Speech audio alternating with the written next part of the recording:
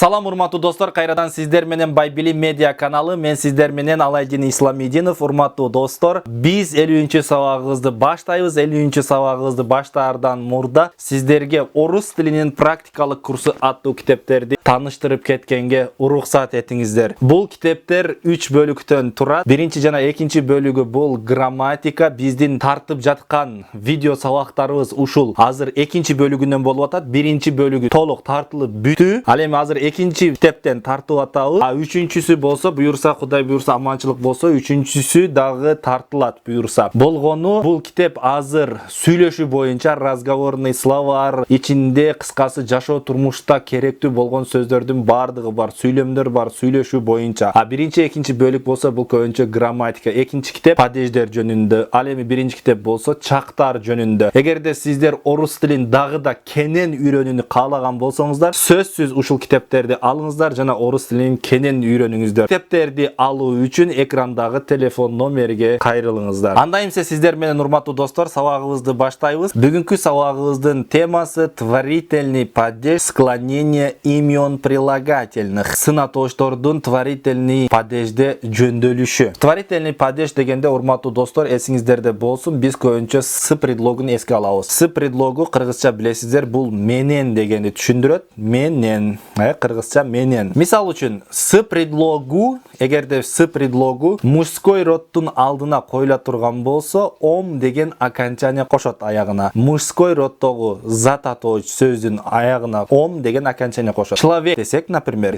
мисалы, анын алдына с деген предлогду койсок, адам менен демекчи болсок, с человеком. С человеком, адам менен человеком. С другом, например, друг десек, дос деген, друг деген сөздүн аягына ом деген окончание кошот. С другом, с другом. Сосед дей турган болсок, кошуна, с соседом дейбиз. С соседом, кошуна менен, с соседом. Андан кийин брат дей турган болсок, брат ага. Демек, брат деген сөздүн алдына с деген предлогду кое турган болсок, с братом, агам менен. Сантехник дей турган болсок, например, сантехник дей турган болсок, с сантехником, сантехник менен. С сантехником, сантехник менен. Директор дей турган болсок, директор деген сөздүн алдына с деген предлогду кое турган болсок, с директором болот. С директором, директор менен ошондо. С телефоном, телефон менен. С рестораном, ресторан менен. С рестораном, ресторан менен. Эми человек дей турган болсок, с человеком болот экен, адам менен. Эми бирок хороший человек деген алдына с деген предлогду койсок кандай болот? Хороший человек деген сөздүн алдына с деген предлогду койсок кандай болот? С хорошим человеком. С хорошим человеком. Вот ошондо. Хороший деген сөздүн алдына им деген окончание кошобуз. С хорошим человеком. Например, мисал келтире турган болсок, я общаюсь с хорошим человеком. Мен жакшы адам менен сүйлөшүп жатам. Я общаюсь с хорошим человеком. Эми сиздер ушуну алып, ушул сөздү алып, башка мисалдарды дагы түзгөндү үйрөнүшүңүздөр керек болот. Ушул бир эрежени алып, башка мисалдарды дагы түзгөндү үйрөнүшүңүздөр керек болот. Мисалы, плохой человек дей турган болсок, плохой человек. Мисалы, плохой человек с плохим. Демек, хорошим деген окончание коштук. С плохим им деген окончание кошобуз буга дагы. С плохим человеком. Жаман адам менен. Жаман адам менен сүйлөшкөнгө болбойт дей турган болсок, например, нельзя разговаривать с плохим человеком. С плохим человеком. Жаман адам менен сүйлөшкөнгө болбойт. Им деген окончание кошобуз, достор. Им деген окончание кошобуз. Андан кийин с другом деп айттык, дос менен. Эми близкий друг, жакын дос менен деп айтсак кантип айтабыз? Близкий дегенге кандай окончание кошобуз? С близким человеком. С близким человеком, жакын адам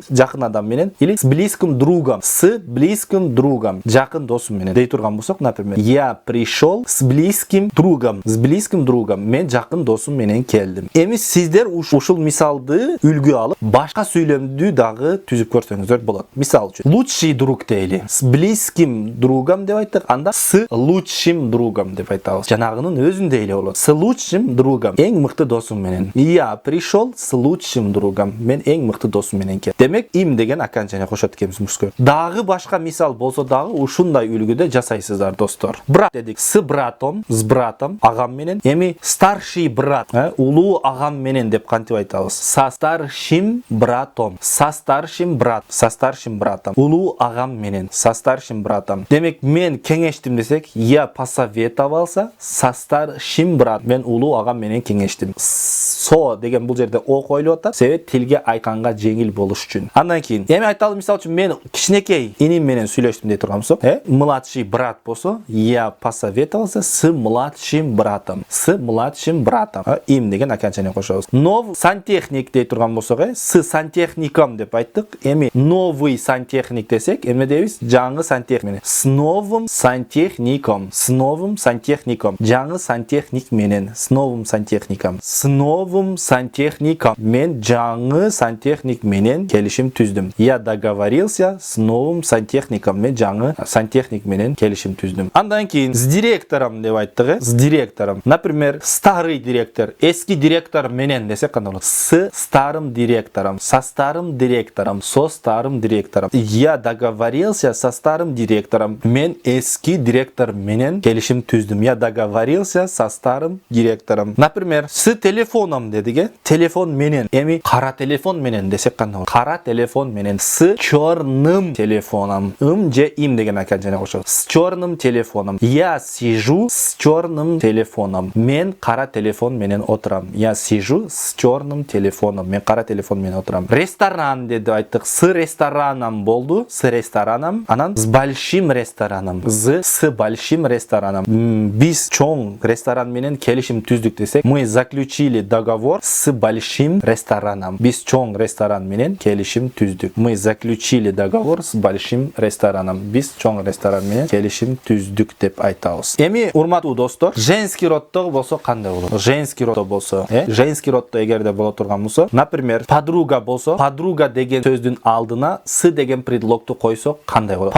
Подруга деген сөздүн алдына с деген предлогту кое турган болсо, анда ой деген окончание кошот. С подругой, подругой. С мамой, мама, женский род, с мамой, апам менен. Бабушка десек, с бабушкой, с бабушкой. Чоң энем менен. Сестра дей турган болсок, с сестрой, сестрой, эжем менен. Ал эми со страной, өлкө менен, со страной. Же болсо ей деген окончание кошот. С учительницей, с учительницей, мугалим эжем менен. Эми бирок с подругой деп айттык. Эми ушуну близкая подруга деген сөздүн алдына с деген предлогту койсок кандай окончание кошот? С близкой подругой болот. С близкой подругой. С близкой подругой. Например, я пришла с близкой подругой. Я пришла с близкой подругой, мен жакын курбум менен келдим. Я пришла с близкой подругой, мен жакын курбум менен келдим. Мамой дей турган болсок, с мамой, апам менен. Эми любимая мама, сүйүктүү апам менен. Любимая мама, сүйүктүү апам менен келдим десек, любимая деген сөздүн аягына кандай окончание кошобуз? С келсе кандай окончание коебуз? С любимой мамой болот. С любимой мамой, сүйүктүү апам менен. С любимой мамой. Например, я пришла с любимой мамой. Мен сүйүктүү апам менен келдим. Я пришла с любимой мамой. Мен сүйүктүү апам менен келдим. С бабушкой дей турган болсок, бабушка. Андан кийин бабушка десек чоң эне. С бабушкой, чоң эне менен. Эми картаң чоң эне менен дей турган болсок, старая бабушка деген алдына с деген предлогту койсок, со старой бабушкой болот. Со старой бабушкой. Я пришла со старой бабушкой. Или я разговариваю со старой бабушкой. Я разговариваю со старой бабушкой. Мен картаң чоң эне менен сүйлөшүп жатам. Андан кийин учительница десек, учительницей деп айттык. С учительницей эжеке менен. Анан опытная дегенди кошсок кандай? Опытная деген сөздүн аягына кандай окончание кошобуз? Я посоветовался с опытной учительницей. Я посоветовался с опытной учительницей. Мен тажрыйбалуу эжеке менен кеңештим. Страной дей турган болсок, страна өлкө, өлкө менен дей турган. Страной, со страной, өлкө. Бай өлкө менен дей турган болсок, с развитой страной. С развитой страной. Мы заключили договор с развитой страной. Мы заключили договор с развитой страной. Биз өнүккөн өлкө менен келишим түздүк болот. Мы заключили договор с развитой страной болот. Мына урматтуу достор, ушинтип с предлогун жана творительный падеждин окончаниясын ушинтип өтүп кете бересиздер. Мужской роддо дагы бир жолу кайталап коебуз. Мужской роддо сын атоошторго болсо им деген окончание кошобуз. Им деген окончание кошобуз. Ал эми зат атоошторго болсо ем деген окончание кошобуз. Ем деген окончание кошобуз. А женский род отчетто болсо сын атоочко ой ей, зат атоочто деле ошондой ой ей деген окончание кошобуз достор. Анда эмсе урматтуу достор, кийинки сабагыбыздан жолугушканга чейин сак саламатта туруңуздар. Сиздер менен Аладдин Исламидинов болду. До нового урока, дорогие мои. Уважаю и люблю вас всегда.